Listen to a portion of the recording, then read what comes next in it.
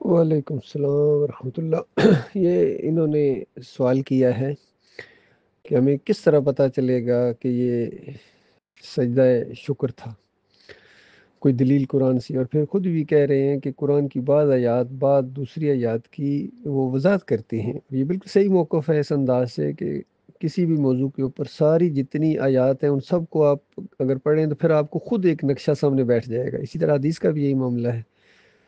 اس سلسلے میں جو فیصلہ کن بنیاد ہے، اصول ہے، وہ سورہ مریم کی 58 نمبر آیت ہے۔ سورہ مریم کی 58 نمبر آیت کے اللہ تعالیٰ نے تمام انبیاء کا ذکر کیا ہے۔ تمام انبیاء کے سامنے جب اللہ کی نشانی آتی ہے تو وہ شکر گزاری کے طور پر اللہ کے سامنے سجدہ ریز ہو جاتے ہیں۔ یہ ایک اصول اور بنیاد فراہم کی ہے۔ اور اللہ کی نشانی یہ ہوتی ہے کہ جس میں ایمان آپ کا مضبوط ہو، جس طرح قرآن میں آیا کہ ان فی خلق السماوات والارض واختلاف اللیل والنہار لآیات لأولی الالباب، کہ صبح شام کی گردش میں، رات اور دن کے آنے جانے میں عقل مندوں کے لیے نشانیاں ہیں۔ یعنی اس میں نشانیاں ہیں کہ یہ نظام کوئی چلا رہا ہے اور وہ ایک ہی ہستی ہے، تو ان چیزوں کو دیکھ کے اللہ پر ایمان بڑھتا ہے۔ تو اسی طریقے سے جب کوئی چیز سامنے آتی ہے اللہ کی قدرت کی نشانی ہوتی ہے۔ یہ بالکل اس کی مثال وہ ہے جس طرح جب سورہ بنی اسرائیل کے اندر اللہ تعالیٰ نے بیان کیا کہ اے نبی آج آپ کو یہ نکال رہے ہیں، عنقریب آپ فاتح کی حیثیت سے یہاں آئیں گے۔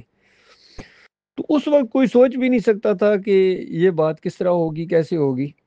یا جب کبھی کہا جاتا تھا مکے کے اندر کہ کسرا کے خزانے آپ کے قبضے میں آئیں گے، تو ماننے والے تو یقین کر لیتے تھے لیکن حیران ہوتے تھے، اور انکاری تو ہنس پڑتے تھے کہ یہ دیکھو۔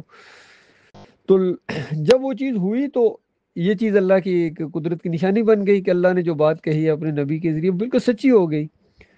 تو بالکل اسی طریقے سے جب مکہ فتح ہوا تو نبی علیہ السلام اونٹنی کے اوپر بیٹھے ہوئے گردن اس طرح نیچے کی طرف کر کے وہی آیتیں پڑھ رہے تھے اور وہی دعائیں مانگ رہے تھے کہ سب کچھ اللہ نے اکیلے کیا ہے، اللہ نے اپنا وعدہ سچ کر دکھایا، اللہ نے اپنا وعدہ سچ کر دکھایا کہ اللہ کا وعدہ بالکل سچا ہوا۔ تو اس طریقے سے وہ اللہ کے سامنے جھک گئے۔ تو یہاں یوسف علیہ السلام کا اقتدار میں آنا اور پھر وہ سارا ماحول یہ اللہ کی قدرت کی ایک نشانی تھی۔ اللہ نے جو خواب دکھایا، پھر یعقوب علیہ السلام نے اس کا جو معنی مطلب لیا محسوس کر کے کہ کیا ہونے والا ہے۔ حتیٰ کہ اسی صورت کے شروع میں ایک آیت ہے، اس کی طرف لوگ بہت کم دھیان کرتے ہیں کہ اللہ تعالیٰ نے کہا کہ یہ سوال پوچھنے والوں کے لیے اس میں بڑی نشانی ہے۔ یہ جو سوال پوچھ رہے ہیں نا کہ بنی اسرائیل مصر میں کیسے داخل ہوئے، تو ان کے لیے اس میں بڑی نشانی ہے کہ آج یہ جو سٹوری سنائی جا رہی ہے یوسف علیہ السلام کی، یہ بالکل وہی سٹوری ہے جو آج محمد صلی اللہ علیہ وسلم کی سٹوری ہے۔ جس طرح مخالفت کے باوجود بھائیوں نے مخالفت کی، وہ وہاں جا کے مصر میں ان خواتین نے مخالفت کی، کتنا ایک ماحول ان کے خلاف بنا، لیکن جب اللہ فیصلہ کر لیتا ہے کسی بندے کے بارے میں اس کو اٹھانے کا اور سارے معاملات اور ایک منصوبہ، اس کو کوئی طاقت دنیا کی نہیں روک سکتی ہے۔ اللہ تعالیٰ اتنی عظیم قدرت والا مالک ہے، وہ جس کے ساتھ ہو جائے اس کا مقابلہ کوئی نہیں کر سکتا۔ تو اس انداز سے مشرکین مکہ کو بتایا گیا کہ بالکل اسی طرح ماحول بنے گا جس طرح یوسف علیہ السلام کے بھائی بے بس ہو گئے تھے اور مجبور ہو گئے تھے اور ہار مان لی تھی، انہوں نے گھٹنے ٹیک دیے تھے، سمجھ لیجئے۔ تو یوسف علیہ السلام کی اقتدار کو، ان کی فضیلت کو تسلیم کر لیا تھا انہوں نے۔ اللہ نے ایسا ماحول بنا دیا، یہی ماحول محمد صلی اللہ علیہ وسلم کے ساتھ بننے والا ہے۔ پھر بالکل اسی طریقے سے ہوا، مکہ فتح ہوا، اور بالکل اسی طرح دست بستہ سامنے کھڑے تھے جس طرح یوسف علیہ السلام کے بھائی، اور پھر وہی الفاظ بولے نبی علیہ السلام نے جو یوسف علیہ السلام نے بولے تھے، لا تثریب علیکم اليوم، آج تمہارے اوپر کوئی گرفت نہیں ہے، تم سب آزاد ہو۔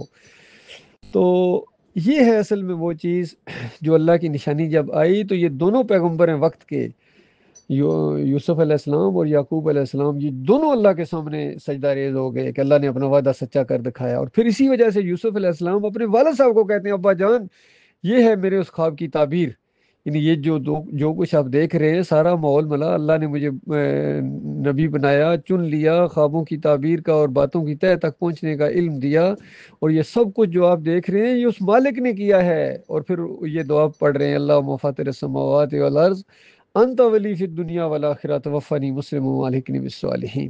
اس طرح اللہ کے سامنے جھک گئے ہیں۔ تو یہی انہوں نے پوچھا ہے کہ کس طرح ہمیں پتہ چلے گا کہ یہ شکر گزاری کا سجدہ ہے؟ یہ اس طرح پتہ چلے گا، سورہ مریم کی جب آپ 58 نمبر آیت پڑھیں گے تو سب آپ کو یہ نقشہ آپ کے سامنے آ جائے گا، یا سورہ آل عمران کی 89 اور 80 نمبر آیت پڑھیں، وہاں بھی یہی انداز ہے۔ مالک فرماتا ہے کسی بشر کا یہ کام نہیں ہے کہ اللہ اس کو نبوت عطا فرمائے، حکمت اور دانائی عطا فرمائے، اور پھر وہ لوگوں کو کہے کہ میرے بندے بن جاؤ یا میرے سامنے سجدے کرو۔ یہ کبھی ہو نہیں سکتا ہے، بلکہ وہ تو کہیں گے کہ ربانی بنو، اللہ والے بنو۔ تو وہ بھی آیت مزید اس موقف کی تائید کرتی ہے، سپورٹ کرتی ہے۔ تو یہ ساری چیزیں جب مل کے پھر نبی علیہ السلام کی ایک حدیث ہے کہ کسی انسان کو جائز نہیں کہ کسی انسان کو سجدہ کرے، حتیٰ کہ خواتین کو کہا کہ اگر سجدہ انسان کو جائز ہوتا تو میں خواتین کو کہتا کہ اپنے خاوند کو سجدہ کریں اس حق کی بنیاد کے اوپر، لیکن وہاں بھی جائز نہیں۔ تو یہ جو انسانوں کا معاملہ ہے یہ بڑا واضح ہے۔ تو جو ضمیر کو، لاہو کی ضمیر کو یوسف علیہ السلام کی طرف لے کے جاتے ہیں، پھر سجدہ ثابت کرتے ہیں تعظیمی، یہ بالکل قرآن کا انکار ہے، قرآن کا انکار ہے۔ اسی وجہ سے ایک موحد عالم دین نے اور مخلص عالم دین نے، سمجھدار عالم دین نے اپنی زندگی کے آخری یہ دور کی ان کی تقریر، آخری دورے کی تقریر ہے جس میں انہوں نے فتویٰ لگایا ہے کہ جن کا ایمان خراب ہوتا ہے وہ اس طرح تفسیر کرتے ہیں کہ یوسف علیہ السلام کو سجدہ ہوا، یہ راستہ وہ کھولنا چاہتے ہیں، یہ دروازہ وہ کھولنا چاہتے ہیں، بعد میں اصل میں انہوں نے اپنے آپ کو اسی طرح پجوانا ہوتا ہے۔ تو یہ معاملہ ہوا ہے، یہاں بھی بالکل ہوا ہے۔ یقین کیجیے یہ محمد حنیف سے بہت بڑی غلطی ہوگی، اور میں سب سے زیادہ ان کے قریب رہا ہوں، اپنی جماعت کے جتنے یہ لوگ ہیں یہ سارے گواہ ہیں اس بات کے، 8 سال میں ان کے ساتھ رہا ہوں، میں ان کے مزاج کو پہچان گیا تھا کہ حنیف صاحب کبھی اپنی طرف ایک انگلی کو برداشت نہیں کر سکتے تھے۔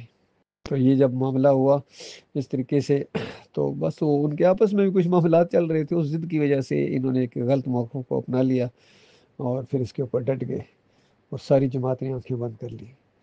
یہ معاملہ ہوا ہے۔ اور شرک کے معاملے میں ایسا ہے کہ پوری زندگی کی کمائی کو اللہ تعالیٰ اس طرح کوڑے میں پھینک دیتا ہے اگر شرک ایک شرک آ گیا، معمولی شرک آ گیا کسی کے اندر۔ اللہ نے انبیاء کی مثالیں دی ہیں، وَلَوْ أَشْرَكُوا لَحَبِطَ عَنْهُمْ مَا كَانُوا يَعْمَلُونَ، سب کو بالکل اس معاملے میں کوئی وہ نہیں۔ اللہ اتنا غیور رب ہے، توحید کا معاملہ ہے، ایمان کا معاملہ ہے۔